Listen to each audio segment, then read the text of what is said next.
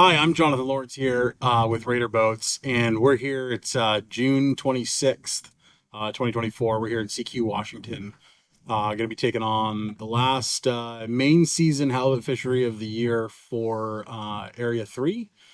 And figured why we got it out here. Going to take you through my 2024 boat here. It's a 300 offshore, and just kind of walk you through how we set it up for Pacific Northwest fishing.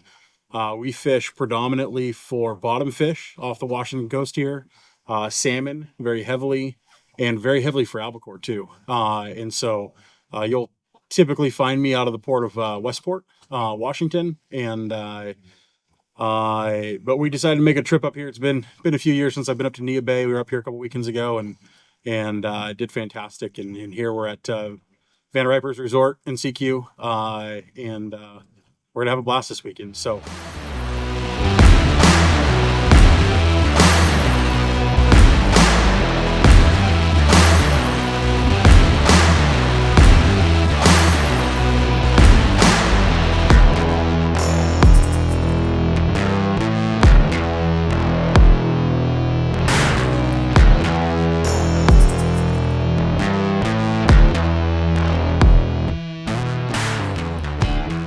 For a 30-foot offshore, we typically are going to do twin 250s or 300s are what we really recommend for just a really sweet spot in engines.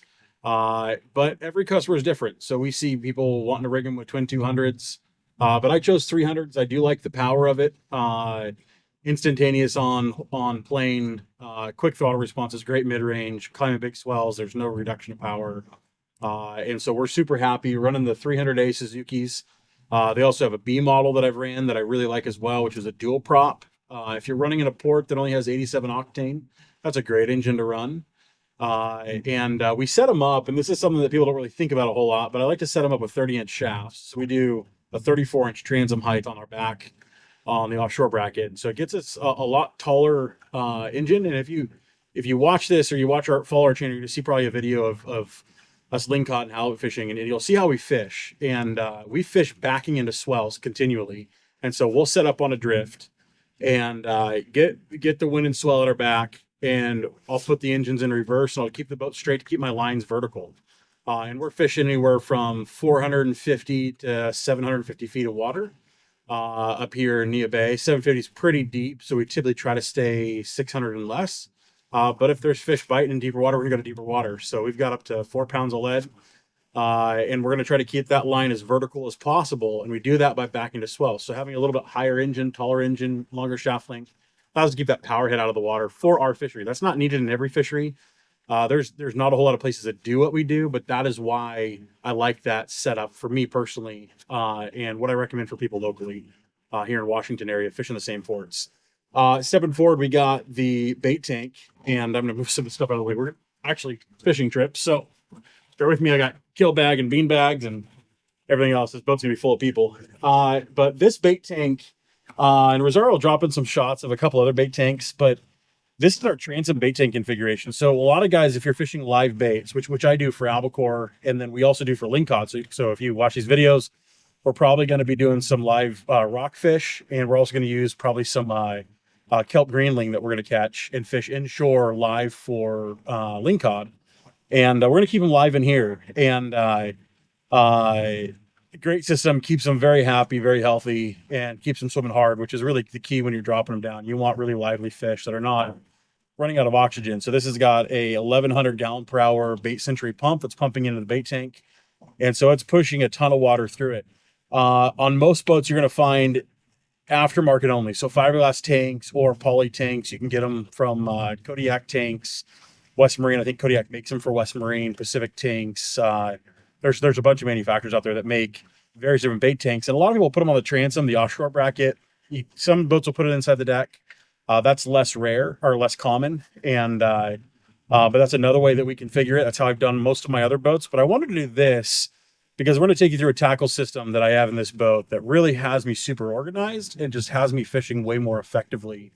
And I'm really happy with. And so this transit bait tank, we've been running it this last weekend with live bait scenario for lings and whatnot. On here, this is not where you really want to put tackle and gear. I got a couple Downrigger clips Those are sitting in salt water all the time anyways. Everything's good there.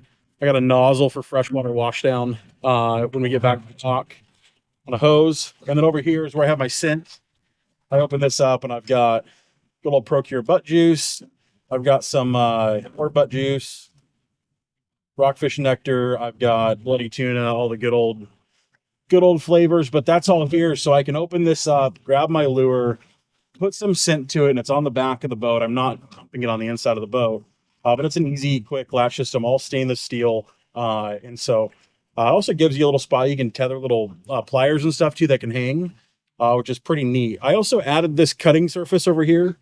We don't normally do this, but we can do it by request. We might just start doing it on all the boats, but it's nice to be able to fillet our salmon and stuff right there, and just be able to hose it right off the back of the boat, or cutting bait, getting stuff prepped. I like that system and that station right there. People will put all types of stuff there. We have people weld stuff up. You can kind of do whatever you want with this open space when you do the bait tank. The bait tank is slightly, it looks kind of askew and off center. It's just the location of the box and how it fits with the transom door. But it's all stabled in the boat really, really well. In the back, you've got your battery system. We got 4 batteries here, easy access to those. We've got this Gator Step, and this is a brand that we've worked with a number of brands, and they're all really good. You can use, we've used Raptor Deck. They're fantastic to work with. What I like about this Gator Step stuff is they've got this laser engraving for wood grain. And so it gives it a lot of depth. I like that wood grain look. It's just a personal preference, but this is easy to do after the fact. They can work with you. Raptor Deck will work with you. A lot of people will do kind of whatever you want. They can design it exactly how you want to configure it. But this is kind of unique to this boat in particular. And first time I've done some of the side tray and sidewalls in my boat. So I just had a customer do it. So I got a wild hair and figured, let's try it and see how we like it. And I really do like it for keeping the side trays from getting all banged up and scratched up. On the back here, if you guys saw, kind of walk through the offshores, you got our battery management panel, battery switches there, pretty simple. Access here is to a shutoff valve for a through hole for the bait tank, so you can easy access to that shutoff valve. Then we got a smattering of burn-in system. So we got the GM 650 bases. We've got their rod holders. I've done the clamshell style, and bear with me, I'm forgetting the numbers on them. It's like 6650 and RH 5710 or something like that. These are the 5710s. But I really don't know if that's accurate. This is the first time I've ran these, and I actually really like them. They cradle the tanacums really well. And so if you are fishing deep water halibut and you're fishing the electric reel system, the clamshell, you got to take a file to it and get it to where the plug on the back side of the reel is going to be able to cradle it right. This just sits in there and does really well. They've held up. We put a 53-inch halibut on the boat here last weekend, and the rod holder did all the fighting. And so the rod holder held up really well for it, and we've been happy. But I've got those laid out 3 per side. Pretty open on this side, but if you look over here, we've got the downrigger mount. That's not where I would run my downrigger when I'm trolling, but when we're fishing, when we're fishing deep water halibut lingcod, there's a couple species we cannot keep. So if we catch a yellow eye, for instance, we're going to have to send them back down to the bottom. And so that's why I have a downrigger. You get some pretty big yellow eye. If you're just putting a 3-pound weight on an electric reel or a manual reel and dropping it down 150 feet to get it to release, you're not going to get it down necessarily. So I've got a beaten and tattered downrigger ball that I use that's 20 pounds, and we send her down. And you'll feel that resistance on that 20-pound. And as soon as that depth release, the Sequelizer is what I use. As soon as it releases, you'll hear it really pick up in speed on your downrigger. And so that fish has got quite a bit of resistance that you're dropping it back down. But they work great. And it keeps us fishing these deep water spots. And it's really imperative. Use your fish releasing mechanisms. The Sequelizer, there's a couple other different ones, like a hook that's vertical that gets it down, but get the fish down into a deeper depth so you can kind of counter that barotrauma and get them to swim. So you'll see them on a sonar, and if you got a good sonar, you'll see them swim away. But that's why that's in this position. If we're trolling for salmon, which we're going to be doing this weekend as well, Cannon, Scotties, it really doesn't matter. Northwest is really heavy with Scotties. You get out of Northwest, there's a lot of Cannons. I've ran both. We're trolling a lot of 15 and 20 pound downrigger balls out of Westport. And so There's two things that I've had issues with. One is the cable. I like braid. I prefer braid. And there's a custom aluminum billet spool that we also use out of Westport because we're trolling 330 feet down on the wire with 20-pound balls. And so the Scotty spools have popped and by all that pressure. And so I'll swap the spools out to a custom billet aluminum spool and made by a gentleman in Westport, Trevor Jackson.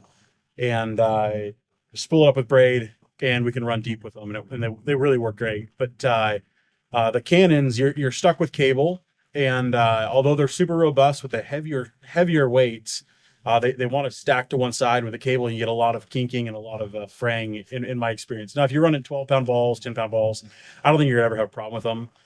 So it really does boil down to personal preference between the two units out there. But so we've got Scotty for this year on this boat. If you look, the Offshore's got two side trays. That's very typical. I like both of them.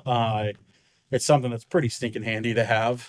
In here, this is just an outfitting thing or just something that we take along with us. These bean bags. This is a godsend. If you are, and this is not kids, adults, whatever you want. If you got a rough water day, pardon me, you just plop in this sucker and just chill out. And you can tuck your hands into your pockets and just lay back and people fall asleep. And you could have rough water conditions and you're just kicked back in the good old reliable bean bags and nice and comfortable. But this is raining and I'm getting kind of wet. So let's go forward so I can get underneath the overhang. So for clarity's sake, reliable makes my kill bag. Ocean Tamer or the beanbag. So if you're looking for a good beanbag setup, Ocean Tamer's fantastic. And so I recommend doing that. Back here, if you look at the forward corner, we've got a trash can that we whipped up. I'm sure we'll probably offer some stuff like this. We've been working on it for quite a while. But it's a slick system. Just easy. It's not a bag hanging off the corner like we've always done. I got a 75 quart Yeti right here off the side. I get to push against the wall. But it fits pretty well right off the side. People sit there when we're running. Slider door, super handy right behind it. There's no resistance. And that's full of drinks and everything for the weekend. We'll put sandwiches and stuff in there. And that's kind of our food source. This system right here that you're kind of catching behind me, this is what we call a tackle station. So we do a bait tank center deck. I've done that on a lot of my boats. Those of you that have seen my boats, there's a lot of them out there that every year we build one and we sell it at the end of the year. So they're floating all over the place. I've been doing the center bait tanks almost every time. There was one other time I did a center deck, and that was on a custom boat that we built. But this year we went a little bit overboard, so to speak. And so we do a normal tackle station, but we're in the development stage of trying to find a kind of a whole system that works for the entire boat. And I think we've kind of nailed it. So up here, you've got a cutting surface. This is tall. So it's like 38 inches tall. So it's really comfortable. So as I'm filleting fish, I can fillet fish right here and I'm not hunched over. If you look at most like side trays or most transoms, you're just bent over just a little bit. And when you're a fluffy fellow like me, your lower back starts killing you. So having a little bit taller is nice because I can just stand here. I can stretch my back as I'm carking fish and really rip through a bunch of rockfish, salmon, whatever I'm doing. And it's just a good workable height. Rods are right here too, so it's easy access. So as we're fishing throughout the day, I've got knives and knives holders. That's a really rusty knife. I got knives and knife holders. I've got pliers, easy access for everybody on the deck right back here. I've got lures that we've been working with throughout the day, just right here kind of hanging. This is a flat fall jig that's getting kind of beat up. But we take them off, we just hang them right there. And so that's made a trip from Colville, Washington for 12 hours on the road. And it's staying put. But what's nice is if we're fishing and the guys break off, I got another rod right here ready to go. And so I come out, this would in theory be pre-rigged, but if I'm doing something, this is the rod they just gave me. It's busted. And I got to re-rig it. So I'm going to clip it real fast. And so everything's at my fingertips, which is really handy. So I clip that. I grab this jig. I grab my line. And everything's just right here. I don't have to worry about the rod. I don't have it tucked under anything. Everything's just real easy to get to at your fingertips. line up, and then this rod's ready to go. And so that quick. So when I'm fishing, I'm talking about speed of operation, talking about organization. Sometimes when you're on a bite, you've got very little time to really respond to it. And so we want to be as quick as we can in those scenarios to really maximize on the opportunity. And so that's where this rigging station came into play. Is you saw how fast that was for me to take a line that was theoretically broken off and put a new jig on it, and it's ready to fish. Somebody else breaks off. Here you go. I grab their rod, I swap it. I got a jig. Now, you can use the jigs right there, or you can open up your system. And that's where you get into both of these sides are different, set up a little bit different. And it's just the run. So everything is just easy access. You've got all of your leader tools right here. So I got different sizes of leader. It's all fluorocarbon. And then I've got all types of boxes. So boxes full of atomic plugs. I got boxes full of grubs. You got all types of shrimp flies and grubs and stuff for lingcod fishing. We got swim baits. We've got lead heads. We got whatever, right? Come in here, I've got jigs for vertical jigging. So I do a lot of vertical jigging. We do flat fall jigs, slow pitch, high pitch. We do a couple different methods there. I've got grubs for lingcod. So we use a lot of the gulp. We use a lot of these power bait grubs. If you fish lingcod and you don't use those in deep water, pro tip. And then here, everybody's got a junk drawer. I hate to break it to you, but you can't get, no matter how organized you get, you got to have a junk drawer, because how are you going to, you know, what are you going to put this? This is the sequelizer I was talking about. Well, I got a couple of them. And then, you know, I got a ACR PLRB. This is I got two of these that I keep on the boat. One easy access, one on me. And then, you know, we got our deep water. We like running lights from time to time. I don't know if they work, but they're kind of cool. You never know. I sit them down, but this is good old junk drawer. So that's nice to have. Down at the bottom, I got all my weights. So that's heavy. That's got cannonballs. That's got cod sinkers. It's got everything you need. And it's really easy. But everything's right there. Now you come forward into the cabin, and this is where it starts changing up a little bit. Is we're fishing bottom fish right now. So all of that's set up for bottom fish for the most part. Some salmon stuff as salmon is opened. But I come over here and I want flashers. Now I've got all my flashers, however you want to configure it. And so all my flashers are at my fingertips. I come into the side boxes. I've got additional jigs. I've got spoons, but it's shallow. I'm not digging through deep totes, which is what I've always done. And that's every boat I've ever had, every boat that I've ever been on. We all kind of do the same thing. We store everything in totes, and you label it, you do whatever, you pull it out. And by the end of the season, you got a salmon fishing tote that has daisy chains for albacore in it. Just because in the moment, in the heat, you're trying to get something quick and fast. And so being organized is really critical. And everything having a home is the way you do that. And so that's kind of this design. This is a drawer specifically for flashers. You're not going to put anything else in that. It's a very specific home. As soon as we fish salmon specifically, and we put up all the halibut gear, and we start going dedicated salmon trips, how we have this configured is you pull this pin and you slide the drawer out. Then I swap it for the drawer in that tackle station. So this will go right in that tackle station. I can remove one of those drawers, slide this drawer in, and now it's at the tackle station. I don't have to come into the cabin at all. And so it just keeps it way cleaner, way more organized. Slides in super easy. Pins back in place. It's a really slick system that I'm really happy with. We did the same thing over here. This has got albacore gear. This has got trolling feathers and lures and whatnot. I got plugs forward, and then I've got Tanakin power cords. I got daisy chains. I got halibut bait leaders. I've got pike jig leaders. We've got all types of stuff. All of our terminal tackle. Everything's easy right there. Then you come in forward, and this isn't really going to be connected to the tackle station at all. We got these drawer systems. That's what I always put stuff in. Again, you need a junk drawer. Apparently I need two of them. I got spare fuel water separators on the boat.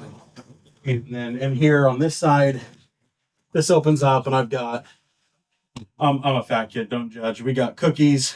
We got some disinfecting wipes. We've got fish bags down below here for when we're carting fish and everything, but everything, keeping the boat clean. Fish processing is in that side, boat stuff, maintenance. There's some tools down in there, all the gear here. This is also can convert to a sleeper if you want us to do that. The other thing is these down here, they open up, gives us access down here as well for more storage. Got more lead. I got some Downrigger balls. Got everything kind of at our fingertips. In the floor, you got a big storage here. So if you've been through these walkthroughs, you've seen all of this. I've got my life raft.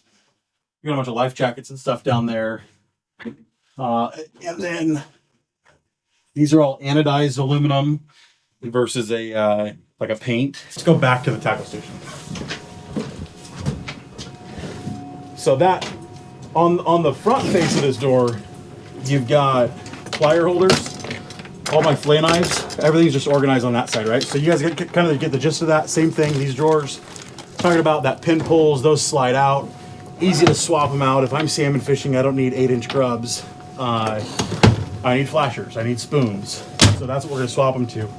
Over here, this is the other part. This wall slides out and I have all my leaders. That's my salmon fishing leaders. And so I do a lot of hoochie fishing, and I fish tomics, I fish big plugs. We fish hoochies pretty heavily. I have tons of spoons, but I haven't ran spoons in years. We do it a lot in the Puget Sound.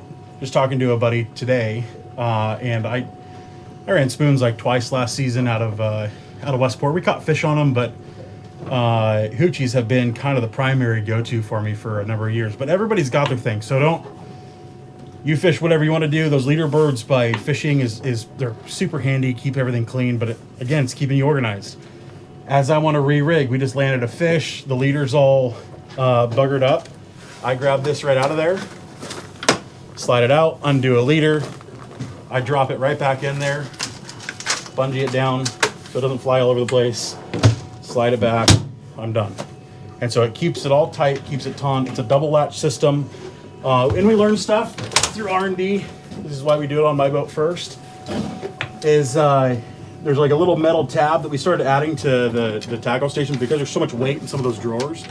We ended up hooking this whole thing around, so you get a big piece of aluminum on the back side of that will keep those latches really grabby and keeping a door from sliding open or ripping out. So it's been a lot more sturdy. On this back side, you got 5 rod holders too. Again, talking about how easy access that is. Makes it super handy to get at and to service throughout the day. Second station. So these are pipe jigs. This is a Pac Northwest thing. I don't know. Not everybody does this, but we're proud of our pipe jigs. We like running them. These are big old Mondo 4-pounders. I got some a little bit smaller 3-pounders, 3/4-inch pipe. But when we're fishing deep water and I got a heavy drift, I like these 4-pounders. The guys hate them, but I'm running the boat, I'm not jigging, so I don't really care. Keeps lines vertical. I got some spreader bars in there, we got grubs, but this is kind of a bottom fishing bucket. You'll find buckets are awesome. We use them all the time for everything. Back here at the second station, so this is kind of my zone. This is where I'm at. I want people to stay out of the way. This is my workstation. I sit just like this. I lean up when we're trolling. If I'm backing up and we're working throttles, I'm right here. And I can do all my throttle work from right here, and I can keep my lines vertical on everything, and I can watch all corners of all the rods. And my steering's all right here. Everything's just at my fingertips. And so I'm a huge fan of a second station, but it's not for everybody. So it's really good for bottom fishing in particular in the Pacific Northwest. So for the fisheries that we do, having a second station, you don't need main engine controls. If you've got a smaller boat, a kicker motor, we've got a 24 Pro Fish right here, and he's got a Seagull 250 and a 9.9 kicker on the back of it on the dock right next to us. And he's probably got the kicker motor rigged that second station, and that'll work great too. So that'll back you up on smaller boats, no problem. You start getting a 30-foot boat, I don't care if you've got a 25 on the back. You have more control with your twins, and I can really just feather the boat side to side and really keep my lines square. So I have just a lot more control on a drift, and I prefer that system, just my personal preference. I've got a Garmin 215 VHF here. My Suzuki gauges, honestly, I haven't found an engine manufacturer gauge that I really love. I don't really use these. They need to be in the system, so we've got them back here. I don't even look at them. They just record my hours mostly. But I do everything off the Garmin. So as I come into here, I go into vessel and I come scroll over to engines, and I have all the engine data that I want right here. I don't need any other engine data. I can come in over here and I can go to fuel, and I've got all my fuel data. I don't need anything additional. And so it's all just at my fingertips, and very straightforward. I come back into charts. Now I'm back into my chart zone. And so having a second station right here is really, really critical. It's super handy. When I'm running autopilot and trolling, I'm going to run my autopilot, same thing. I'm still sitting here. I'm not moving. I've got my gaffs right at the ready. I've got my net right here to grab. If we're going to net a salmon, I just loop it up right off the roof. I will sometimes put it off the side depending on what rods I have up above, if I can get them through there very easily. But it's a long handled net, so I can get up and above everything. But it's an easy access for me. I'm 6 foot, and so it might not be easy access for everybody, but we just lay it along the side too. And I just hook it onto the cleat up above, lay the handle in here. It's easy to get to. I don't like a net sitting straight up here on the back. Some people, they love it. It's just personal preference. Everybody's got a different way that they're fishing. In the second station, I stow a little bit of stuff. It's like some fish cleaning stuff. I got some dock lines in there. That's a smart pump autopilot. And so the autopilot's in there. But for the most part, I kind of leave that alone. Start, stop, switch, troll mode we're going to use on a digital engine setup quite a bit. And so as I'm trolling for kings, I'm going to be in forward gear and with one of my engines. And I'll just be tapping my troll speed up typically. So on a 30-footer with 300s, I found myself trolling around 750 to 800. We typically troll downhill. I rarely troll uphill, which is where we're trolling with current. We're not trolling against current. And so we're wanting to get a little more speed, so our speed over ground is going to be higher. But I'm really looking at the angle of my downriggers. I'm looking at my gear. I'll put my gear in the water, see how it's working, and I just kind of find a sweet spot on the day, and I play with my speed throughout the day. What a lot of people will do is they make the mistake of just putting throttle in one spot and they just troll and they just kind of go. Oscillate your RPMs, move your throttle up and down. I also, with my autopilot, I'll come in, I'll set zigzags. And so I go to toolbars, my autopilot's right here. I can actually come in here and set pattern steering, hit zigzags, engage zigzags. I could change the amplitude, I can change the period of time that it's gonna do it. And so the amplitude is how much it's going to want to turn. So if it's set at 30 degrees right now, I'm a 20 degree. And so I just do real small micro movements back and forth as I'm trolling. And that's going to lift your outside rod and drop your inside rod. It's going to speed up your gear a little bit more, slow it up a little bit. And then every once in a while, I'll drop my engines out of gear and from in gear to out of gear and just give it a delay, pop it right back into gear, climb up on my RPMs, and maybe even get my speed up. And you'll watch rods. I've had times where I can call it. And if we get consistent enough fish and we go 10 minutes without getting anything, and it's odd bite, I've done that before and said, watch that rod. And then boom, that rod goes off. And so it's not always that way. It's nice when the fishing's that good. But that change in speed, these fish will follow you for a long time. I think if we had cameras on our gear, people are doing it and they're realizing how frustrating it is. So if we had cameras on our gear, I think we'd be pretty frustrated at how far they follow our gear before actually taking a bite or deciding they don't want it and they swim off. And so those changes of speed makes your lure have more nervousness or more just a different action that just triggers them more. And so playing with those RPMs are really critical, playing with your direction. And I've also got great visibility. I've got windows all the way to the cabin. I can look forward here for more clarity, but I can see everything I need. I like a short cabin, so I'm not a big, long cabin. I don't like stand-up heads. I don't like dinettes. I don't like galleys. I just feel like they are a waste of space. It is a box that a lot of people want to check. They want a dinette, they want a galley, they want all those things. Being a big guy, I have a hard time with dinettes. There's not a lot of room, and so that's why I store with dinettes. But if I was smaller, I'd probably appreciate them a little bit more. But I fish 6 people, and I want to maximize deck space. Deck space is king in our fisheries here in the Pacific Northwest, and so this has got 12.5 feet of deck space.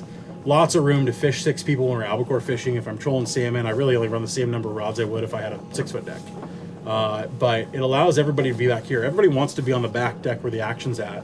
I don't have to have everybody sitting in the cabin while I have 2 rods fishing at 700 feet. We're fishing 4 rods Even if we're doing 6 guys, if we're fishing only 5 guys, 4 guys and myself, I got 4 guys running 3-pound, 4-pound pipe jigs all day long. They would appreciate a 6th and possibly 7th person on the boat to swap out and run rods to take a break. I will run bait sometimes off the front, and so if I do feel like bait is, that's a lot of times how we'll start out the day, is I'll start with bait on the front rods with heavyweight and get those down, and the pipes, they'll kind of drift along, and we're going to jig those and beat the bottom of the ocean. And that's kind of keeping us, okay, we're in rock, we're in mud, we know what's happening, we're going to pay attention to what that feels like.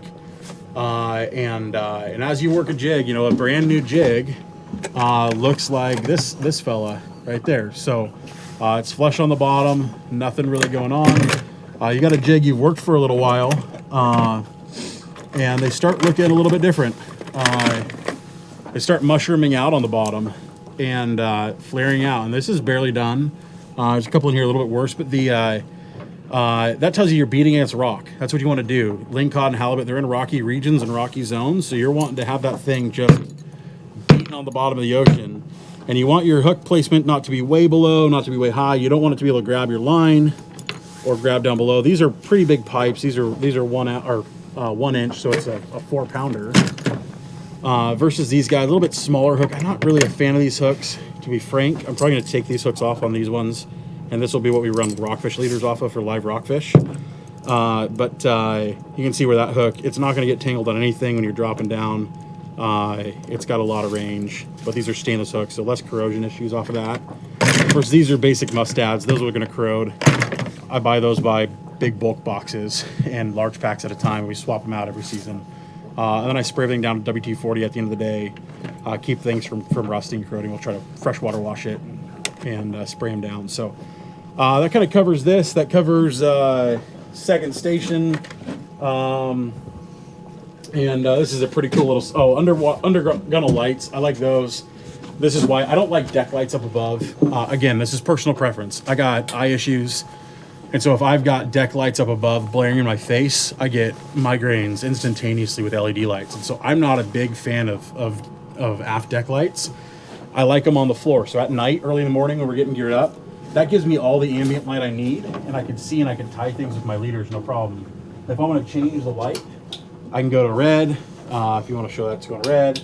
I can go to blue, but it's also dimmable, so I can stop it at whatever intensity I want. Just these are the same lights that are in the cabin. They're IP65 compliant. They're waterproof, dustproof. We ran them on the back decks, and there's 4 of them, so you get great visibility. We also added this thing in here. This is pretty cool, little switch, and you got a light. But we open this up. I got a couple of little light bars in there for all our glow in the dark stuff when we're fishing super deep. So we just threw a little box together and put some lights in there and put it on a switch. Rocket launchers across the top. This is the 12 rod, I think. 2, 4, 6, 8, 10, 12. Yeah, this is a 12 rod across the top. This is all anodized. This is the stuff we went to. It stays holding up really, really good. If you look at the back deck, I didn't really hit on that, but this is a welded down diamond plate back deck. It's overcast and foggy, but it's dingy. This is one trip. It gets dingy. A lot of people will kind of, I don't want that deck to be that bright. This stuff is incredible. The only downside that I found in it is it's only available in 125 thickness, which is 1/8 inch thick. So it's pretty thin, so it can feel softer. So when we used to do it, it used to be a lot softer, but we've added a lot more bracing on the floor system to really give it a much tighter feel. But you'll get a little bit more movement with heat, direct heat, sunlight, stuff like that. It'll expand and contract. That's the only downside. But I tell you what, we do plate deck too. If you want a welded down plate deck, 190 aluminum, that's about as firm as you can get. Stout, heavy deck. That's going to feel really stout. Then you're non-skidding it, you're painting it. That stuff just wears away. Find me a non-skidded deck that's more than a year old without scratches and chips, and I'm going to show you somebody that doesn't fish a whole lot. So if you use your boat, I've got friends that, in a charter season within 4 weeks on a deck on the back deck of their boat that's non-skidded, that is just torn to shreds. And so your boat starts looking weathered really quick. With the diamond plate, it's got like the top of the diamonds are like a rasp. I've talked about this before, but it's got great non-skid. So when we're halibut fishing out halibut slime all over the deck, you're not sliding all over the place. This grabs really good, but I don't have to worry about paint. Guys can throw crab pots down. We can have pipe jigs ripping across the floor. I don't have to worry about wear and tear on the floor, which is very aggravating. And so this is just going to keep a product looking better longer and be a lot nicer. This kill bag, this is the same thing. This is kind of just a thing that I use. We fill it with kill bags of ice, and we'll throw all of our salmon, Lingcod stuff in there. Fish box on this bad boy is gargantuan. If you're familiar with commercial fisheries and tote sizes for commercial fish, where they put fish in those big totes, this will take an entire tote of ice. And so we'll get shaved ice and fill it with an entire tote. We'll rock salt it for albacore fishing, and this will hold salted ice all day long for albacore. We can pile in as many albacore, depending on the grade, that we can fit in there. And I also take the kill bag, I fill that up, but I can fit almost a tote and a half of ice on this boat, which is really nice. When we're Lingcod and halibut fishing, we're less of that. It's pretty cold. It's 50 degrees out right now. The water's pretty cold too. We'll just fill this up partially with water, and I'll run that pump. I'll run the washdown pump just running in there, and I'll run my fish box pump out to get the bloody water out. But we'll just keep fresh, cold water in there, and it'll keep the fish really fresh and clean. We bleed them out in there, cut their gills, cut their throats. If you got a rockfish, cut their throat, and get all that blood out of their system. Your meat will be really white. You won't have any of that pale, kind of pinkish, opaque look. The thing that we've equipped this boat with that I had on my boat last year and absolutely fell in love with it is a Seakeeper stabilization system. It's engaged right now. You can see we got, you'll see 1 degree of roll, maybe. And I'm 350 pounds. And so it's solid. I disengage it, and the boat, you're going to see more of that heel. 1 degree, -1, 1. But you can see there's a lot more roll. It feels a lot softer. You either go 2 and 3. I can kind of start working it. And then I engage it. And then instantaneously it goes back to being solid rock. People get fixated on the rock and roll, though.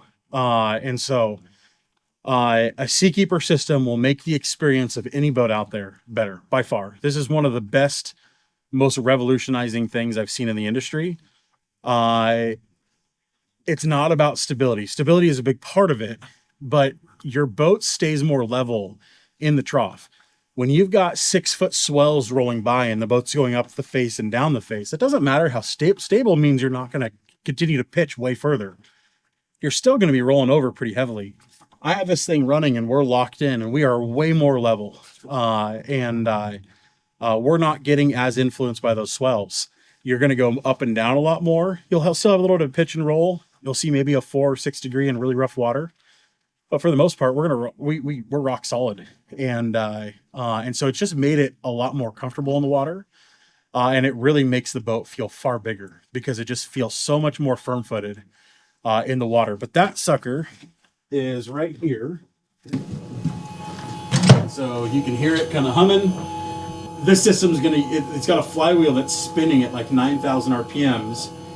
And the best way I can describe it, it's called gyroscopic force. But if you've ever had like a fidget spinner, or your kids or grandkids, those things you hold and you can spin them. If you get them spinning fast, you go forward and back, or you can do it on a bearing too. If you got a big enough bearing and you go forward and back, you're going to feel different torque on your hand opposite the direction it's going forward and back on.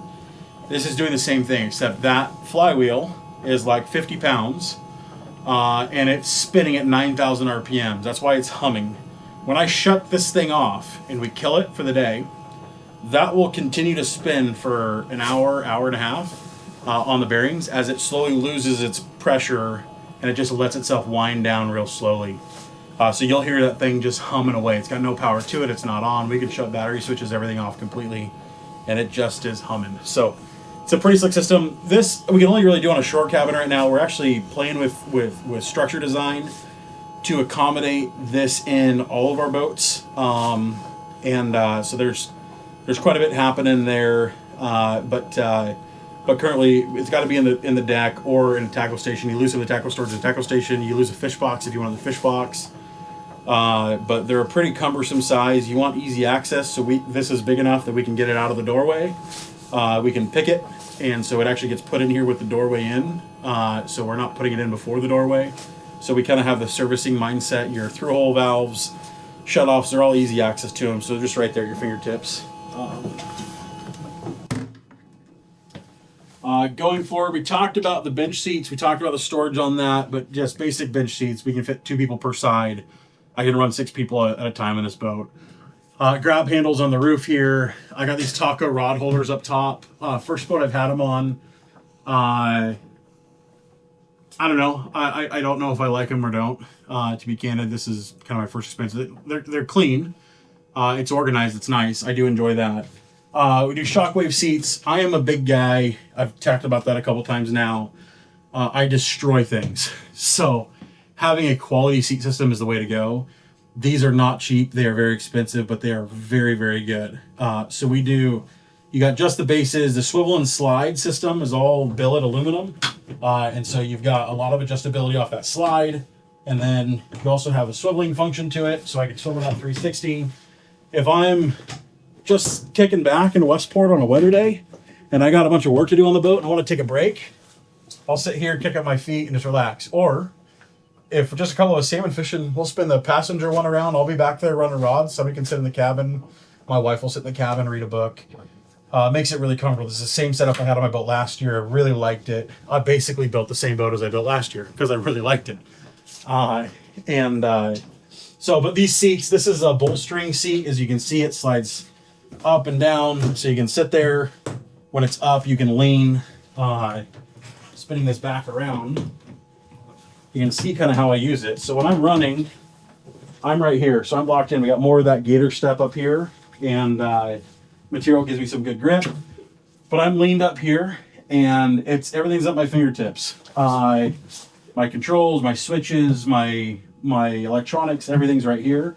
But I'm leaned up, I'm comfortable. I can put pillows, or I can put something bigger back here, give me something more to lean into. But this is how I run most of the time. I kind of lock myself in rough water, and I can brace myself with my knees way better. But when I want to run, I flip this down, and I hop up here and take a seat, and I can run. If you sit a lot, we can do like a foot pedestal system, or you can do something. I stand all the time, so I kind of just deal with it. But we may make these consoles a little bit deeper to get better foot space, or bring out a little step here if you got a mod that you want and you've got this on your boat. If we've done this configuration for you, we can probably do something to get you a little more foot space. But I don't sit and run. Really rarely do I do that. And so everything's all standing. And so I'm just like this, locked in, running. I can shift in forward and I can throttle up, and everything's right here. But I can grab that binnacle really tightly right at my hand. And in rough water, when I'm running, I can actually kind of brace myself better, and I have more control of my throttle at that point.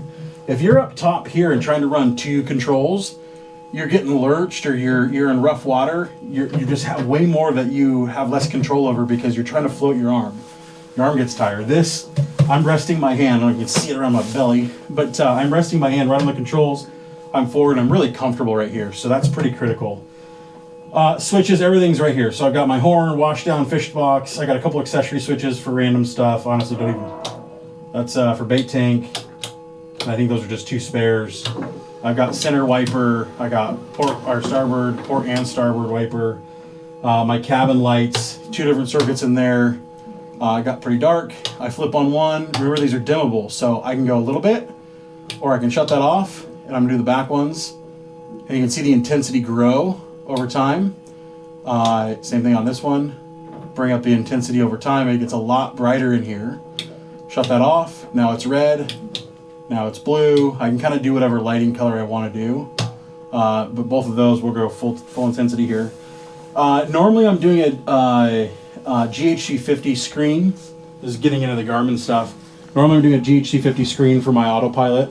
It's not needed. You don't have to run a GHC 50. So I ran this screen. I don't remember what the model number is, but it's something new, and I'm very intrigued by it. It's basically a mini mirror of your bigger Garmin screens. And so if you hook this to your Neiman network, it gives you all of your engine data that you want. But what's cool about it too is if I want to run my Seakeeper controls, I click on that, and because it's part of the network system, it comes up eventually.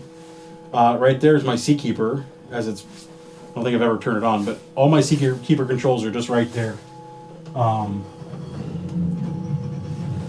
And it's real easy. I want to go back over to engine stuff. I go to engines.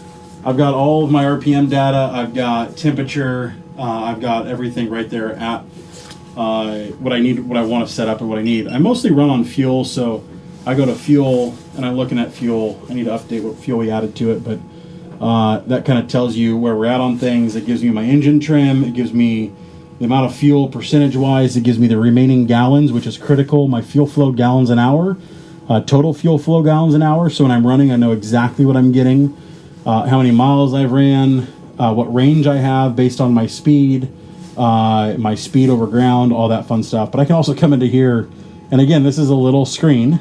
It's just a mirror. I got sonar there too if I want it. So if I'm running and I want to watch sonar, I can come up here and I can have, you know, my radar, single range radar. I can turn that on and that's spinning up. I can come over here, I can set charts, and I want my fishing charts. If I'm running, I could be observing both of these screens as I need, and in the way that I want to view them. I do have radar overlay on this one. That's how I typically run. But then I can watch sonar here. So it just gives me more malleability with my helm versus doing a GHC 50. This is the first boat I've done this on. This is my test. So far I like it. And I'll know more after the season, but it definitely might be something we modify and start doing more often if somebody doesn't want a GHC 50 on theirs. Moving forward, I got a secondary 215 VHF from Garmin. So I'll monitor two different channels typically. I might monitor Coast Guard, or I'll scan on one, and then I'll run whatever channel that I'm out of the port on that is common. And so every port or group of people run three different channels. At Westport, there's three primary channels that everybody runs. So if you're not getting somebody on one, you can switch to another. If you're not getting them on that one, it could be a totally different one. And so a group of friends will run different boat-to-boat channels, and so it can kind of be whatever. But then this is a separate radio. That's kind of more of a very specific use radio between individuals. So we run that for communication that's not on a VHF. It's just very private communication. Lots of channels. Up top, we didn't really go through that, but I got a Phantom radar. It's an 18 Phantom. What I like about the Phantom over the other radars is the directional travel. So I can see what's called trails, the direction that an object is moving. So if a boat is going in a certain direction, I can see the trail coming off of it. So I know if we're approaching the same point, I know that it's going to the same direction as me. So I can either slow down or I can adjust my course so we're not going to have any close call, or there's not going to be anyone near me. And so I can see them way better off of that. And so I really like the trails function. Works out pretty good. Other than that, radar's radar. I think, what we've been running 10, 15, 20 years ago was great then, that we were just clamoring over. And now the basic, most mundane system blows that stuff out of the water. So if you got an offshore boat, get radar. Don't skimp on it. If you're running in the ocean, I mean, if you look out there, it's foggy. I don't know how many 20-foot boats I've come across in the ocean that are blazing through the fog at 30 knots on a flat water day, thinking that they're in heaven. And the only reason why they did not hit me was because I stopped, because I saw them. And so have radar, invest in radar. It's not that much. Get the system. You don't need big open array. If you want it, great. That's awesome. There is some great features to that. But just having radar that you can kind of see what's around you is really critical. That Phantom system I do really appreciate. Transducers. I have two different transducers in here. We actually have it set up separately. Sonar. So I've got a SS-175 high wide unit, and then I have an SS-175 medium unit. So those two units, they're different frequencies. So the high wide is going to give you one of the best salmon visibilities, and so you get great target separation. You see bait balls really, really well. You can see salmon with those bait balls. Great clarity. The medium's going to do better in deeper water. It's going to give you a little more clarity within deeper water. It's going to be a narrower cone than a wide cone. But that's just two different transducers we're running, and I'm running it on this boat because I'm testing it. You don't need two transducers. I can use this high wide out in 700 feet of water, and it reads bottom just fine. I see everything I need to see. I don't need anything added to it. That's a great transducer. I want to try this medium and get a feel for it. I've never ran a medium. I've ran a low. I really like the low for deep water stuff. Didn't like it for anything else. A lot of people they love this medium. I want to try it out. These are Airmar transducers. They're stainless steel 1 kilowatt through holes. I'm a huge fan of them. And so while we're running underway, I'm reading at 30 miles an hour. I'm reading at 350, 400 feet of water in depth. So the further you kind of put your transducer forward in the hole, so that's off the high wide is forward of my offshore bracket. And so I'm going to get a little bit more clarity. People that are nervous of a through hole being mounted in their boat, we tend to put it in the offshore bracket because it's a sealed chamber. So if it's going to leak, it's going to leak in that sealed chamber. No concerns at all. And so we'll kind of go that avenue for somebody. But by and large, the further forward you are, the better you're going to get that signal. Over on this side, where Rosario's at, same seat setup here, same bolster setup, easy access, smattering of cameras. You got your diesel heater. So I do like to run a diesel heater. You got directional control. That'll cook you out of the cabin in this. Warmth wise, you got cabin insulation on the roof. That's going to keep heat out from radiating, but also keep it in too. And so you set the temp in this, whatever the temperature you want to be, and it's going to keep you at that. But it'll clear up your windows really well. I also run these fans, so I'll put these fans on high and just let them recirculate air. That's the biggest thing in a cabin that drives me nuts is just stagnant, sticky air. And so the two of those things combined make it really nice, make it more comfortable. We did a door on the V-Berth here, which is really kind of handy. I don't sleep on boats. I have a terrible sleeping condition called no sleep. And I run one of those big old mask things that make you try to breathe and suffocate you at the same time. And so it doesn't work on a boat, and nor do I when sleeping. So you got a big V-berth up in front. If you do like to sleep on a boat, it actually is really comfortable. Comfort's not my problem. It's the exact 13.2 degree angle that my head has to be tilted at, with proper exact 64.2 degree temperature and a fan at my face blowing at about 5 knots. And outside of those parameters, I don't sleep. So it's really up to you. But this is a very big V-berth. It'll sleep 6'6", 6'4" adults, and at no problem. Husband and wife, couple buddies crashing in their boat for the weekend, not a problem. I've got the marine head in here too. As you can see, it becomes a catch-all for us. This is the greatest thing about a cuddy, is you have storage of said crap that you can possibly imagine. There's backpacks in there, there's ditch kits in there, there's somebody's extra toughs in there. What in the world? Anyways, I'll get annoyed if I start looking in there. I talk about organization, and I talk about how we spent all this time on great premier organization, and we just throw everything in the V-berth. But in the center of the V-berth, you open that up. That's where the head's at. And this is something that I take my wife and kids out on the boat, and to be frank, if they want to use the bathroom, have at it. I absolutely have no problem with it. When I built the boat with a stand-up marine head, I had every able-bodied male that normally on every trip that I've ever taken them on have been perfectly fine stepping off the back of the boat to take a leak, all of a sudden needed to use the head to take a leak. And when you're in ocean swells and conditions and you got a guy trying to relieve himself like a guy, that stand-up head gets very disgusting very quickly, and it is gross. I can't stand it. It is a open window for anybody to use it when they don't need to use it. And I definitely like the idea of having a porta potty or a marine head on the boat for people that in emergencies, or if you got ladies on the boat. This is really nice because of the privacy. But again, going back to my big guy scenario, 300 plus, we typically are a bit broad. There's a little bit of Chris Farley in us that make us like take up a bunch of room, and so you really can't use it. There's not enough room. So in the V-berth, you've got room, you've got more comfort down there, and so your arm span can go out, you can sit down there and do what you need to do way more comfortable and out of sight, out of mind. If you need airflow and everything, you can open that front hatch. Some people, they don't want to sleep next to it. Again, that's not my problem. I don't sleep up there, and so I don't have that issue. But you can do a lot of different things with RV type stuff, trying to keep the head less stinky, so to speak.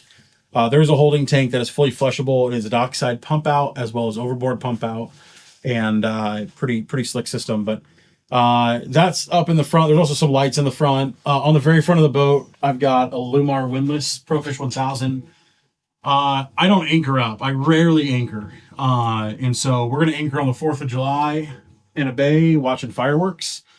And then emergencies typically, or if we want to fish some shallow water halibut. But we're fishing so deep, we really can't anchor up on our banks without, 1,600 foot of line. And that's just not practical for what we do. And it would also be right in the way of everybody else fishing. So we just drift like everybody else does. But with that, I've got a Lumar STX stainless steel anchor, that plow anchor. Those are fantastic. We got a Mantis swivel on the front, stainless chain, 300 foot of rode, and that system works great for everything that I need for it. Honestly, some overkill. You don't need the stainless. You can go to a galvanized system. That works just fine too. Stainless is just more for show on this boat, to be frank. The other thing that we have here is shore power. We don't really need to go into that. Very simple AC outlets, battery charger system, plug into the dock. Basic for any big boat like this is going to be very common. So that does it. That's how I've got this boat set up for the 2024 year. This is Jonathan Lawrence. This has been great. This has been a walkthrough of my 300 Offshore 2024 demo. I hope you enjoyed it, and make sure you smash the like button, subscribe to the channel. If you want to see more content like this, just make a posting, subscribe, send us a message, tell us what you want to see. We're going to try to walk through more models of boats, but also stay tuned. We're gonna do some videos on this boat fishing for different species, and we want to take you along the way with us too. So I appreciate your time. Thank you for joining us. Thank you for watching this movie, listening to me gab for a little while. And if you got questions, fire them away in the comment section. We'll be quick to respond there. Jump on raiderboats.com, and if you got more detailed questions, want to quote, click a quote, or contact a dealer, and my team will respond to that really quickly too. So I enjoyed it. Thank you so much, and I'll see you guys on the water.